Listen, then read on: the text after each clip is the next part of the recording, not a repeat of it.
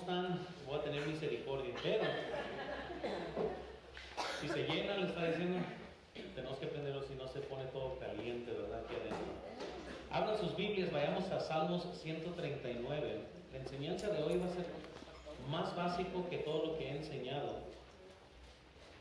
Y estaba leyendo como de algo que había escrito mi pastor sobre las preparaciones del otro año, me dio muchos pensamientos en cuanto a esto.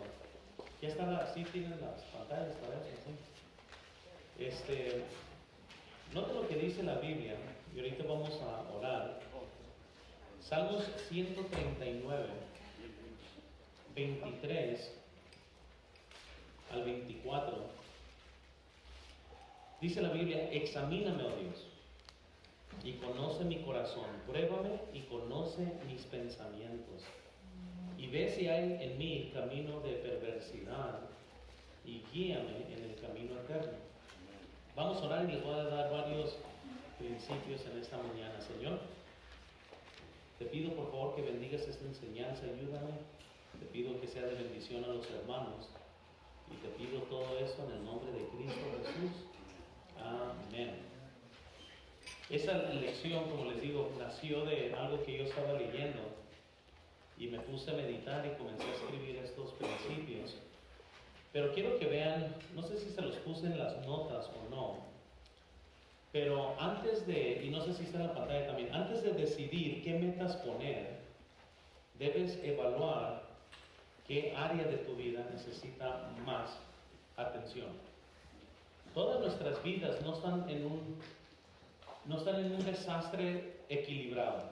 ¿Sí me explico? Estamos hablando que no en cada área de nuestras vidas se necesita toda la atención, pero sí se necesita en varias áreas de nuestras vidas. Entonces, antes de poder comenzar a poner nomás metas a lo loco, por decirlo así, tenemos que evaluar en qué área de nuestras vidas se necesita la mayor parte de nuestra atención. Ese es lo más difícil, porque quisiéramos quizás nosotros entrar el próximo año y simplemente decir, no, pues quiero entrarle con todas mis ganas a todo, y eso es imposible. E incluso quizás hay unas 12 áreas que todos podríamos examinar, y el propósito de hoy es sinceramente pedirle a Dios que te examine, que te muestre qué áreas de tu vida necesitan más atención, porque eso sí yo no sé.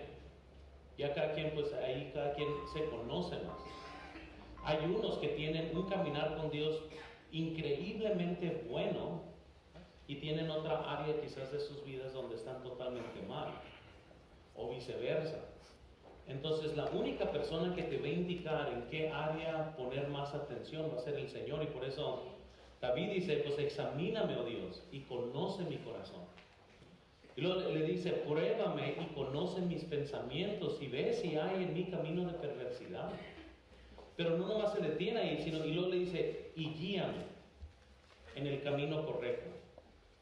Entonces, les voy a dar 5 áreas que debemos de evaluar.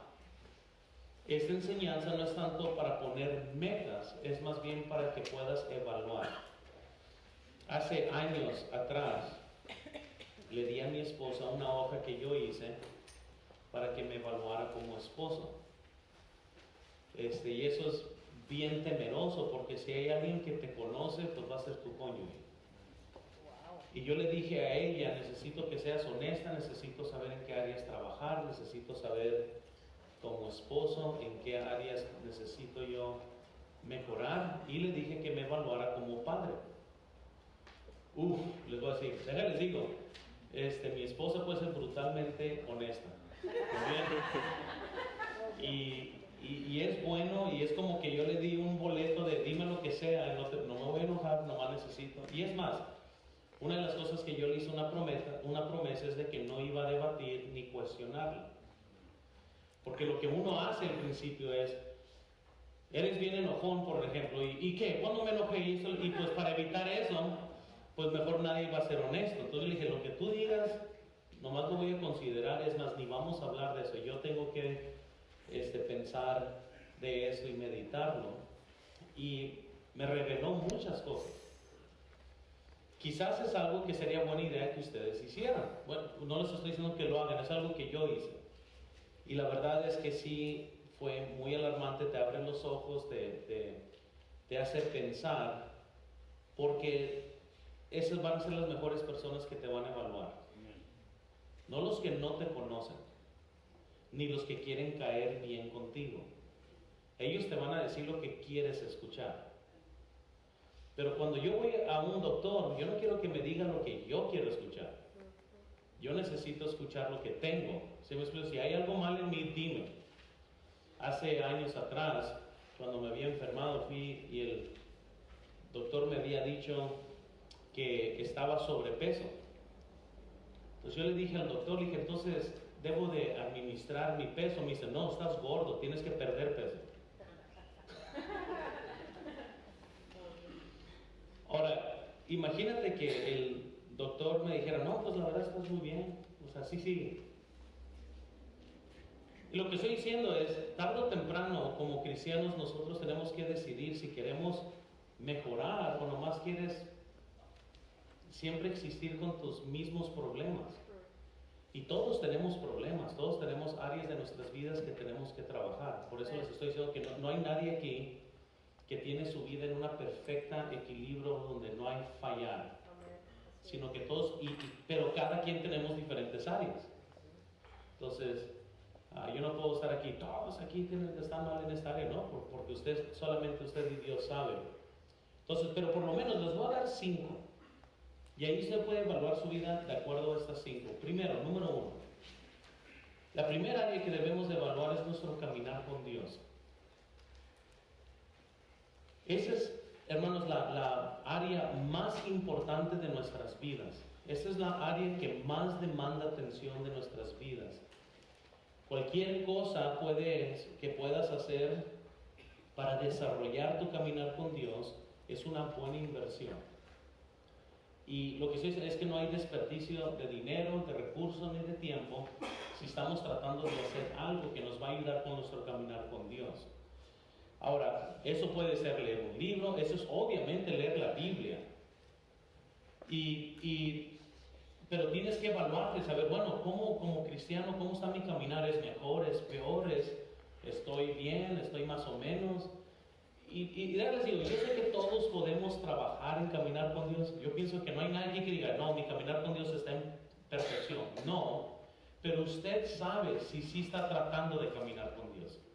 La pregunta no es tanto si caminas con Dios en una perfección, porque eso no existe. La pregunta es si has caminado con Dios más frecuente que lo que hiciste en el pasado. Entonces, en cada evaluación, por ejemplo, del 1 al 10, usted póngase del 1 al 10, 1 siendo lo peor, 10 siendo lo máximo, cómo está su caminar con Dios. Y pongo un lado, bueno, yo ando en 5, ando en 3, ando en 10. En comparación a hace 2 años, ahorita, no, hombre, estoy en 15, no sé. Usted tiene que ser más sincero con usted mismo, entonces evalúe esa área, pero sí les voy a decir esto nomás, y esto se los puse en sus notas, no está en la pantalla, pero noten esto, reconoce las distracciones del caminar con Dios. Primero, reconozca las distracciones familiares. Hay distracciones familiares. Quizás mis devociones para mí serían buenas que las hiciera en mi casa, ¿verdad? Pero el problema es que mi casa es donde tengo la suprema máxima distracción de mi vida. Son 2 bebés. Muy bien. Entonces, ellos no comprenden, ¿sabes qué? Dame 20 minutos, dame 30. Entonces, en mi caso, se me facilita, tengo una oficina. Aunque, ya cuando estén más grandes, ya otra vez, yo antes en las mañanas lo hacía, me sentaba en el sofá y ahí leía antes de ir a la oficina. Pero lo primero que yo hago es entrar a mi oficina y es lo que hago. Mi primer mando normal de mi horario de oficinas es leer la Biblia antes de iniciar el día. Iniciando el lunes lo primero que hago. Pero en mi casa, por ejemplo, es muy difícil a partir de las 8:30, cuando ya están todos despiertos, es virtual imposible tener un tiempo a solas con Dios. Entonces, y eso es normal. Entonces, si usted está enfrentando ese mismo problema, aquí les va, levántense más temprano. Muchas veces mi esposa, ¿por qué te vas tan temprano? Pues porque inicio con eso. Porque yo sé que en el momento que ya llega el staff a la iglesia, es como que son como mis hijos adoptados. Muy bien, ya necesitan eso, necesitan lo otro, ya mi día ya comienza, ya con, me mandan mensajes, se necesita hacer eso y lo otro. Entonces, ahora, yo soy persona de las mañanas y de las noches, me voy a morir joven, muy bien, porque puedo estar despierto toda la noche y puedo levantarme bien temprano sin problema. Entonces, aquí muchos de ustedes son de las mañanas, otros son de las noches. Yo no les voy a decir que la única forma de leer la Biblia es en las mañanas, ni tampoco les voy a decir es en las noches. Les voy a decir, yo siendo de la mañana, cuando he intentado leer la Biblia en la noche, hay distracciones en la noche. Entonces, yo puedo levantarme en la mañana con toda la intención, lo voy a leer más tarde, pero yo sé que si no lo leo en la mañana, es casi imposible que yo lo lea en la tarde. Ese es en mi caso. Ahora, si en su caso usted lo puede leer en la tarde, pues léanlo en la tarde. Usted escoge el horario que mejor quede con usted. Pero la pregunta es cómo está su caminar con Dios, y tenemos que reconocer que hay distracciones. Siguiente, ven en sus notas, hay distracciones laborales también. Entonces, supongamos que yo diga, no, pues bueno, yo lo voy a leer a mediodía. ¿Cómo les digo? Yo he entrado y pueden notarle quizás a hermano Edgar, a hermana Melissa, yo he salido de mi oficina y he dicho, si quieren morir, tóquenme la puerta de mi oficina, manden un mensaje, porque necesito estas siguientes 3 horas que nadie me moleste. Muchos piensan que es bien sencillo nomás escribir sermones, o sea, piensan que me dicen, aquí está, ya. O sea, muchas veces cualquier distracción es volver a iniciar desde el inicio. Yo he tenido bosquejos listos y luego los vuelvo a borrar y vuelvo a comenzar de nuevo. Y es bien importante que pueda darme a la oración cuando estoy en confusión de qué predicar. ¿Sí me explico? No nomás puedo sacármela de la manga y decir, ya sé. Sino que es bien importante que si yo no estoy seguro qué predicar, necesito arrodillarme y orar y pedir dirección. Pero si cada rato se acabó el papel del baño, no, hombre, no me, o sea, ve y compra, no me importa. Entonces lo que estoy diciendo es que hay muchas veces distracciones laborales. Muchos de ustedes van a ir a lo mejor a su trabajo y a lo mejor ahí estás pensando, pues durante la comida voy a leer la Biblia. Si se puede, qué bueno. Pero en el caso normal de cada trabajo, de cada quien que tenemos trabajo, pues van a haber distracciones, van a haber cosas que hacer, alguien le va a molestar. Y la verdad es que es bien difícil hacer tus devociones en frente de otras personas. Porque hay un lado donde uno dice, bueno, pues nomás estoy leyendo la Biblia, pero ¿qué tal si tienes que confesar pecado? ¿Qué tal si necesitas orar? Y ahí siempre hay una línea muy delgada entre voy a orar porque tengo que orar, pero lo haré en frente de todo el mundo. No podrán decirse que a lo mejor lo estoy haciendo para que ellos me vean. Entonces, cada quien tiene que equilibrar aquí esto, pero también tercero, noten, hay distracciones tecnológicas. Y creo que aquí es donde la mayor parte vive, aquí. Ya, si no son las distracciones familiares, es el celular. Y lo que usted debe de aprender a hacer es apagarlo por completo para que leas la Biblia en paz. Porque uno está, voy a ver qué pusieron. Voy a leer 3 versículos y voy a ver Facebook. Voy a leer otros 10, vamos a ver qué está pasando aquí. Mira, el proceso que estoy hablando me llegó un mensaje. Y lo que estoy diciendo es, no puedo, en mi caso, en mi mente, por la forma que yo soy, a mí me desespera que el teléfono me alarme de algo y yo no verlo. ¿Cuántos soy como yo? A ver, levanten, confiesen sus pecados. Bueno, hay 3 o 4. Entonces, si somos así, yo lo tengo que apagar. Porque en mi mente yo voy a estar leyendo, decir, ¿será el mensaje importante? ¿Será? O sea, ¿qué será? Y en lugar de leerlo, yo estoy distraído, aunque no lo esté viendo. Mi mente está partida por la mitad. Entonces no puedo estar así. No puedo tener mis devociones nomás pensando, será vida y muerte. Cuando yo sé en mi mente que si es vida y muerte, no me van a mandar un mensaje, me van a hablar. Amén, sí. Así es. Nadie te va a decir, es que me estoy muriendo y me mandan un mensaje, ¿verdad? Entonces siempre hay formas de hacer eso. Entonces, si vas a caminar con Dios, tiene que ser bien enfocado, y hay distracciones familiares, laborales, tecnológicas. Yo sé que es una ofensa a mi esposa si yo la llevo a una cita y estoy constantemente viendo el celular. No se me quede, apaga el celular. Y si mi esposa se ofende por eso, ¿cómo se sentirá Dios? Entonces esa es quizás la foto grande aquí. ¿Cómo se sentirá Dios donde, oh, ahora sí, Señor, voy a pasar tiempo contigo, pero voy a estar distraído por otras cosas?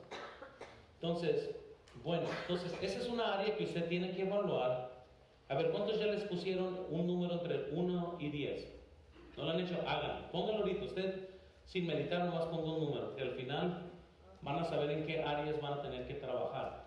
Si usted puso un 0, pues de ahí comienza. Muy bien, ahí comiencen sus metas, desde cómo caminar con Dios. Segundo, la segunda área que tenemos que considerar es nuestro legado. Reconocemos que somos mayordomos de nuestra identidad en Cristo. Todo lo que hacemos es una reflexión de Cristo en nuestras vidas. Todo lo que hacemos. Por eso les digo, si tienen Facebook, que sea obvio que usted es cristiano en su Facebook. Que no dure la gente en confusión de saber, ¿esta persona qué? O sea, que su mensaje debe de ser nítido, debe de ser claro en lo que usted es. Entonces, el legado, ahora aquí de lo que me estoy refiriendo, es lo que estamos dejando hacia nuestros hijos, lo que estamos dejando después. Entonces, vean esos dos puntos aquí rápidamente. Primero, ¿qué es el legado? Es lo que vamos a dejar atrás. Y cada quien deja diferentes legados, y yo no estoy diciendo, ¿verdad? Todos vamos a ser recordados por nuestros hijos de diferentes formas. No quisiera que lo único que recordaran mis hijos de mí es que cómo me gustó la carne. Que estoy seguro que va a ser algo que voy a dejar atrás. Estoy seguro porque es algo de mis características. Me gustó la carne asada, me gustaban los tacos, me gustaba todo eso. Y eso, pues cada quien tenemos características. Me gustó el café, etcétera. Espero que no nomás sea eso lo que yo deje atrás, pero eso se va a dejar por automático. Porque así como cuando yo pienso en mi abuelita, por ejemplo, mi abuelita Armida, mamá de mi mamá, a ella le fascinaba la sal. Y las pocas veces que le trataban de decir, no le eches sal a tu comida, eran las únicas veces que yo la miraba enojadísima. No, hombre, ¿quién le quitaba la sal? Nadie. Y así le echaba sal, a más no poder. Entonces casi le decíamos siempre, ¿verdad? ¿Quieres comida con tu sal? ¿Verdad? De tanta sal que usaba. Y muchas cosas dejó atrás. Entonces es normal, cada quien tiene características. Quiero que vean segundo, es lo que vive después que hemos muerto. Y eso es importante aquí, de lo que es el legado. Es lo que va a vivir después que usted y yo estemos con el Señor. Es lo que dejamos atrás. Entonces, nosotros debemos de intentar dejar una huella en nuestros hijos que no nomás sea de las cosas normales, sino que sea una huella de Cristo en nuestros hijos. Así como Cristo nos afectó a nosotros, debemos nosotros de afectar a nuestros hijos. Espero en Dios un día que mis hijos le estén diciendo a sus hijos lo que aprendieron de mí, de la Biblia, o lo que aprendieron de mí como cristianos, y que aprendieron de mí en los tiempos difíciles, cosas que pueda vivir después que yo esté muerto. Y otra vez, recordarán que me gustó la carne, sí, Van a pensar de lo chistoso, sí. Van a pensar de muchas cosas, y yo sé que sí. Pero quisiera también dejar un legado espiritual. Y eso no quiere decir que, ¿verdad? La meta es que mis hijos, ¿verdad?, sean predicadores de nada. Es simplemente la meta de que cuando yo muera, mi influencia no muera conmigo, sino que siga. Entonces, usted evalúese cómo está en esa área.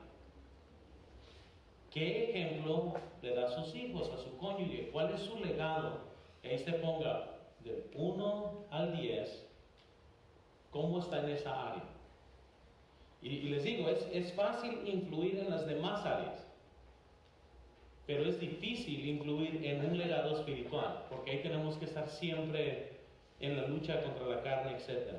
Entonces, bueno, esa es la segunda área. Tercera, familia. Y otra vez, estamos pidiendo a Dios que nos evalúe en esto. Examíname, oh Dios, ¿no? Entonces, en la familia, a un lado de la salvación, la familia es lo más importante que Dios nos ha dado. Entonces, es uno de los regalos más grandes que Dios nos ha dado a nosotros. Y les voy a decir esto.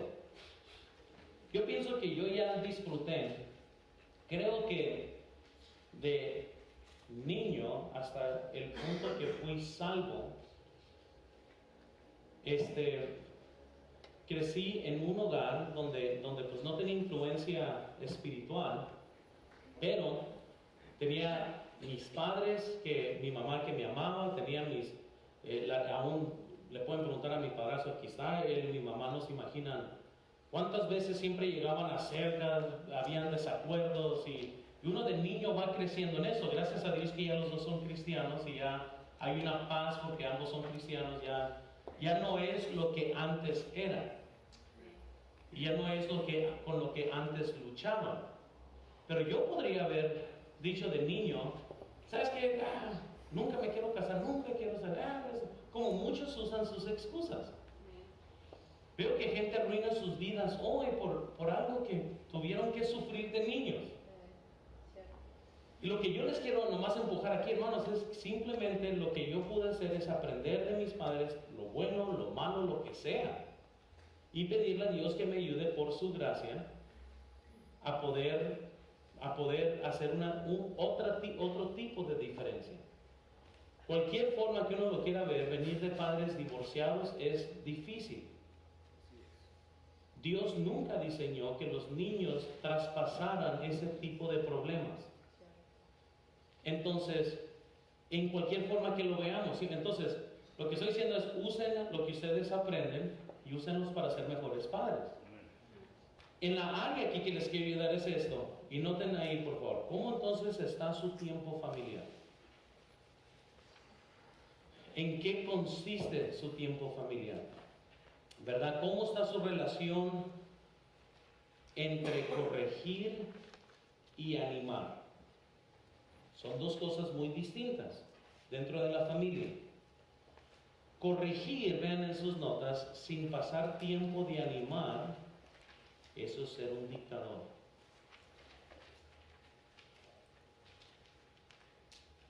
Animar, vean, sin nunca corregir, esa es una persona dada al libertinaje. Ambas cosas están mal. Creo que por cada corrección que le he dado a mi hijo, también trato de animarlo. Y creo que si pudiera animar más que corregir sería bueno, pero yo tengo que corregir cada vez que hay un mal que se hace. Pero a la misma vez yo no quiero que lo único que conozcan mis hijos de mí es que nomás yo corrijo. Entonces, es chistoso, pero cuando las bebés, por ejemplo, está Sofía tratando con Ana o algo así, y Ana no está obedeciendo, papá nomás dice, y ¡pum!, se aplaca Ana. Obedece. ¿Por qué? Porque hemos estado tratando con las bebés. Les tenemos que enseñar a obedecer. Ahorita, por más frustrante que es, porque son dos al mismo tiempo, es un caos. Muy bien. Ahorita le estamos enseñando a que escuchen o digamos, ven. Y pues los niños, los bebés no te quieren mandar por un tubo. ¿Verdad? Ven y nomás va caminando así, no, no, ¿cómo que? Y tener que enseñarles a poner atención y que obedezcan, ¿verdad? Pero es bien chistoso de que ya no dice, papá, y pum, Ana se tira al piso, se deja que la cambien, se deja lo que sea. Entonces, porque estamos trabajando en eso, pero les prometo que no va a ser lo único en lo que yo voy a trabajar con ellas. Entonces, cada quien, ya sea con sus adolescentes, ya sea con sus niños, trata de siempre equilibrar lo que corriges con el tiempo que estás animando. Ambas cosas son igual de importantes, no puedes tener una sin la otra y estar en equilibrio. No quieres ser un padre nomás de que, ay, dale duro y todo se puede y nunca corrijas, vas a tener un niño fuera de control. No quieres también nomás entrar con un bate en tu mano cada vez que algo pasa y matar a todo mundo sin nunca animar, porque entonces tus hijos en lugar de respetarte te van a tener miedo. Y la meta no es que tus hijos te tengan miedo, la meta es que te respeten y te amen. Y ambas cosas se ganan muy diferentes. Entonces, es el equilibrio. Entonces, ¿cómo está usted en su familia? Si son hijos, estás obedeciendo. ¿Cómo estás en tu área de tu familia? Si eres un joven, respetas a tus padres. Obviamente, familia aquí representa muy diferente para cada persona. Usted evalúese, ¿cómo estoy yo en la foto grande de la familia? Del 1 al 10, ¿en qué área estoy? ¿Cómo puedo mejorar? ¿Cómo puedo poner metas que me ayuden a mí en esta área? Amén, si están conmigo. Amén. Ok, número 4. Testimonio. Lo que otros piensan de nosotros no es tan importante como lo que Dios conoce de nosotros. Sí me comprendieron ahí. Lo que otros piensan de nosotros no es tan importante como lo que Dios conoce. Pero aún somos mayordomos de nuestro testimonio. Entonces, hay gente que se va a enojar por cosas que no entienden. Yo sé eso. Alguien puede, por ejemplo, cuando estamos en nuestro primer edificio, ¿cómo batallaba con esto? Ustedes recuerdan, los que estaban ahí, había locales de fiestas y luego estaba el estacionamiento de la casa que rentábamos y todo el mundo se quería estacionar ahí. Como en ese tiempo no tenía Ujieres como ahorita, mi trabajo era dirigir tráfico. Yo me paraba afuera y correr a todos los que querían estacionarse en ese lugar. ¿Sabes lo que gente me decía a mí cuando los corría? No, no te puedes estacionar. Ay, ¿qué no debes de amar? ¿Y qué no? ¿Verdad? Y eso que son cristianos ustedes y no nos dejan estacionarnos aquí. Ahora, yo no puedo debatir con eso. Obviamente no es como que, ay no, no quiero que piensen que no amo, entonces voy a dejar que todos se estacionen aquí, los de la iglesia, y a ver cómo le hacen ellos. Porque no venían ni a nuestra iglesia, iban a las fiestas paganas de enseguida. No se imaginan lo que es predicar con los tigres del norte ahí tocando todo lo que dan. Entonces, por eso les digo, lo que gente piensa de nosotros no es tan importante como lo que Dios sabe y conoce de nosotros. Pero sí es importante. Lo que debemos de hacer es tratar todo lo posible de dar una buena representación de Cristo. Gente se va a enojar por eso.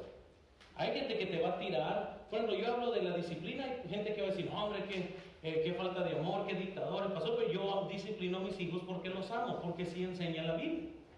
De ninguna forma creo en abuso, y déjales digo, cuando hay jóvenes aquí que han caído en pecado, necesitan ayuda, yo no saco el barrote para andarlos maltratando, y la verdad que quiebra mi corazón porque yo siempre pienso en mis hijos. Un día quizás puede ser uno de mis hijos. Y yo trato cada joven aquí cuando han sucedido esas cosas como yo quisiera que trataran a mis hijos un día si ellos un día cometen una tontería. ¿Por qué? Porque soy padre. Entonces yo no voy a andar con todo, a menos que sea forzado a hacer eso. Pero lo que yo estoy diciendo es, uno tiene que equilibrar ese tipo de cosas. Uno tiene un testimonio, tiene que administrar el testimonio, tiene que saber cómo dirigirse, cómo hablar, en qué cosas vale la pena pelear. Entonces, Por ejemplo, si alguien es conocido, una cosa es que alguien piense que soy enojón y otra cosa es que todos digan que soy enojón. No me voy a preocupar quizás por lo que una persona piensa, pero si es algo que se repite, ¿sabes qué? Pues a lo mejor el problema soy yo. ¿Sí me explico? Entonces no podemos luchar nomás por un pensamiento, tenemos que ver cuál es el sentir de los que más te conocen en contraste a los que menos te conocen. Yo sé que muchos piensan, hay que pensar de afuera hacia adentro. Si mi esposa me dijera, ¿sabes qué? Tú eres iracundo, te enojas por cualquier cosa, eso va a tener más peso que 30 personas por fuera que nadie me conoce. Porque ella sí me conoce. O alguien que ya me conoce de la iglesia, ¿sabes que sí estás batallando con esto o lo otro? Entonces, va a ser más importante que alguien X de afuera, que no me conoce, que por un episodio trate de juzgar toda una vida, aunque eso va a suceder. Entonces, ¿cómo está su testimonio? ¿Cómo está su testimonio ahorita? Como cristiano, ¿cómo está su testimonio? Obviamente ante su familia, y cómo es conocido en su trabajo. Si yo fuera hombre, ojalá que nunca se conociera, mira, es un vacilón. Eso no es buen testimonio tener como hombre. Él se la pasa ya siempre y le tira piropos a mujeres o lo que sea. Eso no es buen testimonio. Especialmente si uno los quieres invitar a la iglesia, ¿cómo te van a respetar si los vas a invitar? Y no, hombre, pues ese se le lleva puras malas palabras o lo que sea. Si vas a la escuela, joven, ¿cómo te conocen? ¿Como un joven cristiano o como un joven con doble vida? Amén. Son cosas que nos tenemos que preguntar. Otra vez, yo no sé, yo no conozco a cada individuo aquí cómo viven en sus casas, cómo andan en su trabajo, y no les estoy diciendo cosas que siempre tenemos que considerar porque tenemos un testimonio que tenemos que administrar para la gloria de Dios. Entonces debemos estar conscientes de eso. Por último, finanzas. Finanzas es algo bien importante porque son finanzas. Y cada año uno aprende.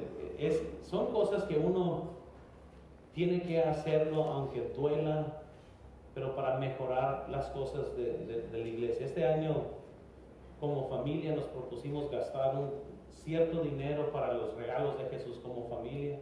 Algo que me dio mucho gusto fue que mis hijos, ellos recibieron dinero de Navidad, de los abuelos y todo, y fueron y compraron cosas para la iglesia. Finanzas es importante y tenemos que enseñar finanzas. A mi hijo Luis le di un libro de finanzas, le dije que lo leyera, ya se cree experto en números y ahora, y les voy a decir esto, ¿sabes en qué área ayuda eso? Tenemos planes de hacer vacaciones, por ejemplo, este año, y Luis recibió dinero, el diezmo agarró, apartó dinero para ese tiempo de vacaciones, apartó dinero para el retiro, para la conferencia de jóvenes en Mexicali, él está apartando todo su dinero para todo. Benjamín lo agarra y si dura 5 minutos en su mano, es milagro, muy bien. Pero les voy a decir la diferencia aquí. La diferencia es que en 6 meses, quizás Luis va a tener, vamos a suponer, unos 2,000 pesos más para gastar que todos los demás. Porque yo tengo que ser el mayordomo fiel, como lo enseña la Biblia. Si yo le doy 1,000 a Luis, le voy a dar 1,000 a Benjamín, le voy a dar 1,000 a Sofía, y gástenselo. No estoy considerando lo que él ya ahorró. Entonces supongamos que él tenga 2,000 pesos ahorrados y le doy 1,000 a todos para gastar, él va a tener 3,000 pesos. ¿Y sabes lo que los demás hacen? Pero no es justo porque él va y se compra todo lo que él quiere. Y se quejan los otros porque ellos quieren tener el mismo monto que él. Y al principio yo jamás quiero arruinar a mis hijos. Yo les decía, pues sabes que para que tengas igual que Luis, que él sí sacrificó y ahorró. ¿Sí me explico? Tiene que haber una diferencia, aún entre mis hijos. Entre el sabio y el insensato. Porque si yo no me da, a ver, Luis, ¿cuántos tienes? 2,000. Y se los doy el extra para que todos tengan igual. ¿Qué les estoy enseñando a mis hijos? No les estoy enseñando a administrar su dinero. ¿Y qué le estoy enseñando a mi hijo Luis? ¿Sabes que tú también ser un mal administrador, al cabo que al final yo te voy a dar igual? Entonces, finanzas, hermanos, es bien importante. Y les prometo que aquí van a haber personas que pudieran hacer más. Si aplicaran principios y sabiduría a sus finanzas, porque no se imaginan lo que gente con menos hace más que gente que tiene mucho. Simplemente son disciplinados en diferentes áreas. Entonces, déjales hablar rápidamente de las finanzas, porque vamos a terminar. Primero, vean ahí. Si tienen bien las finanzas, hermanos, van a haber menos pleitos matrimoniales. Amén. O familiares, si quieren ponerle ahí. Porque no quieres vivir siempre donde aún el hot dog duele y es asunto de pleito. Quieres tener suficiente flexibilidad para poder tener y estar en paz. Entonces, si tienes en orden tus finanzas, van a haber menos pleitos. Siguiente, va a haber más paz.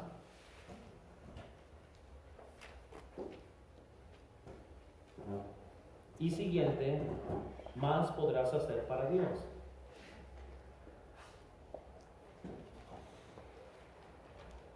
Entonces, si ustedes notan, la meta era poner 2 televisiones. ¿Y hay cuántos se quedan entre los 5? y siempre va a estar esto en equilibrio. Siempre vamos a... Hay cosas que Dios muchas veces pone en mi corazón, o en el de mi esposa, que es totalmente ilógico a los principios de finanzas. Y tenemos que obedecer a Dios. Hay cosas que hacemos porque Dios nos dirige y las hacemos así. Pero lo que yo estoy diciendo es esto. Nunca vas a estar en equilibrio. Nunca le robamos a Pedro para darle a Juan. No le puedes robar a Dios para hacer algo diferente. Si somos sabios en nuestras finanzas, vamos a poder poner más a la disposición de Cristo. Eso no quiere decir que ahorita Dios les está pidiendo que vayan y den 100% todo y se queden en las calles. Sabiduría nos enseña que, de acuerdo a Proverbios, la hormiga sabe cómo planear. Pero la Biblia también nos enseña que es insensato no ser fiel a Dios, porque Dios te va a quitar lo de Él. Amén. Y no sé ni cómo explicarles, pero y yo creo que los fieles saben eso. Muchas veces la gasolina va a durar más. Amén. El carro te va a durar más. Las llantas te van a durar más. ¿Sabes dónde vemos cuando la nación de Israel salió? Nunca tuvieron que comprar calzado, nunca tuvieron que hacer calzado, ropa. Por 40 años esta gente estuvo caminando y su pie crecía, los niños. Que el zapato crecía con el pie, bien sabe, yo no sé, pero nunca tuvieron que hacer calzado ni comprar ropa. ¿Cómo estuvo eso? Se llama Dios. Y Él bendice a los fieles y va a bendecir de diferentes formas. Miren, no estoy diciendo que si diezmas tu carro nunca se va a descomponer, el mío será descompuesto. Lo que sí estoy diciendo es que las bendiciones de Dios van a venir en miles de diferentes formas. Que usted ni se va a ir al cielo. En verdad que mi carro no servía para nada, pero me duró tanto el gas y va a ser Dios bendiciéndote. Te va a durar más el alternador, no sé. Pero Dios sabe también cómo quitarte lo que es de Él. Y les prometo, Él sabe cómo. Y va a venir algo en tu vida donde vas a estar de repente, ¿qué está pasando? Y Dios dice, porque me robaste. No estoy diciendo que todas las veces que hay una crisis es por eso. Yo no, así como no estoy diciendo que si das todo, tu vida va a ser un cuadrito perfecto sin problemas. Yo no estoy diciendo que Dios, Él va a hacer lo que Él va a hacer. Yo sé que las veces que he aprendido más es cuando he tenido miedo de hacer algo para el Señor en la iglesia, porque estoy pensando, no hombre, no quiero dar más, o sea, ya. Muchas veces si no tengo cuidado me pongo como Jeremías, que es que la gente, pues esto y lo otro, ¿verdad? Y cambia mi espíritu, Dios viene y me corrige. Pero sí he experimentado la gracia de Dios en mi vida donde hemos hecho algo para el Señor y no sabemos qué, y Dios hace algo por mí. Y Dios está en los detalles, en las cosas chicas. Uno nunca lo espera y Dios bendice. Yo no me les estoy diciendo, hagan lo que Dios pone en tu corazón, pero si tienes un descontrol financiero no vas a poder hacer más para Dios. Amén. Que es la única razón que les estoy diciendo. Nunca les dieron un consejo financiero para que nomás se hagan ricos. Aunque creo que van a tener más si son sabios con su dinero. Yo estoy pensando, si son sabios con su dinero, van a poder tener más para Dios también. Eso no quiere decir que ustedes van a estar muertos de hambre, no, es que van a tener sabiduría de cómo manejar las cosas. Entonces, ya les digo, este año, que no sea una repetición del año pasado, si fue una guerra fiscal en su vida. Y eso comienza ya, así, ya. Tienen que saber qué hacer, cómo hacerlo. Si tienen que ir a la casa esta noche y hablar como familia, bueno, tenemos que cambiar eso, ¿no? Así se tiene que hacer. Yo sé que tiempo atrás tuve que sentarme con mi esposa y le tuve que decir, tenemos que salir a comer menos. Si es que vamos a hacer esto. No podemos tener todo, pero si vamos a hacer eso, tenemos que dejar esto. Porque si hacemos ambas cosas iguales, nos vamos a meter en problemas. Entonces, no sé, ¿qué meta tiene usted? Vaya a su casa y pónganse a hablar y sean francos, decir, mira, si quisiéramos hacer esto, ¿qué significa? Ya no comprar papitas, ya no sé. Entonces, yo sé que cuando íbamos a la escuela, uno de mis ahorros principales era Maggie cuando íbamos al instituto bíblico. Entonces, ¿por qué? Porque quería tener dinero para comprarle la comida en la escuela, en la iglesia y todo eso. A la misma vez tenía otras responsabilidades que tenía. Entonces, ahí tuve que aprender cómo poner Dios primero. Y déjales digo, había un año donde Dios puso en mi corazón dar 3 veces más lo que yo daba a misiones. Y todavía ni sabía que Dios me iba a llamar como misionero. Pero yo comencé, ¿sabes qué? Y comencé esto y lo otro, y no me puse a sentar a calcular el costo. Ya cuando menos lo sabía, estaba viviendo así, porque apenas podía. Entonces, ¿qué hice? Comencé a ganar dinero por otros lados. Para que el Señor me bendijera y poder hacer lo que quería. Sería que estaba haciendo tantas cosas aquí para Él. Y Dios bendice. Amén. Porque fue en ese año donde el hermano Garlic me llamó. Me dice, hermano Luis, no te vas a imaginar, hay un hombre aquí en Texas que acabo de conocer que quiere ayudar a un joven con $500 mensuales del instituto, y le di tu nombre, él va a comenzar a ayudarte cada mes por $500. Yo, wow, es como que se abrió, y obviamente no es como mucho ahorita, o sea, uno piensa $500, pues $500, pero en ese tiempo estaba ahorcado de tanto, estaba dando misiones, mis diezmos, estaba dando para el edificio que estaban construyendo, y era nomás un joven de instituto. Y cuando recibo esas noticias, estaba yo, oh Señor, oh, qué bueno, gloria a Dios. Ya cuadró todo. Porque al principio, o sea, yo, pues no cuadra nada, ¿cómo le voy a hacer? Estaba ya casi de mal espíritu porque sabía que no iba a cuadrar.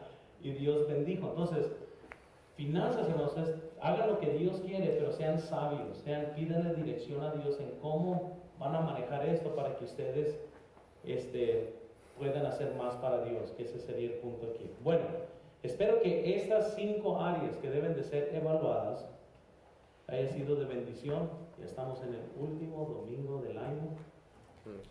Y el próximo año inicia martes. Amén.